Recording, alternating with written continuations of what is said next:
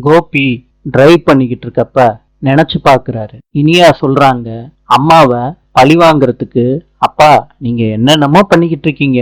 நீங்க வீட்டை விட்டு போன உடனே எங்க சந்தோஷமும் எங்களை விட்டு போயிருச்சுப்பா. இது எல்லாத்துக்கும் காரணம் நீங்க தான்ப்பா.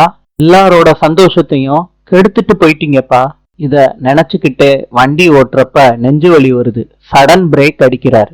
ராதிகாவுக்கு கோபி கால் பண்றாரு. ராதிகா அந்த காலை பிக் பண்ண மாட்டேறாங்க. கோபி தயவு செய்து காலை எடு ராதிகான்னு அவருக்கு அவரே பேசிக்கிறாரு. பாக்யாவுக்கும் கோபி கால் பண்றாரு. பாக்யா அந்த காலை பார்த்துட்டு, என்ன இவரு இந்த டயத்துல பண்றாரு? நாளை சந்திப்போம்.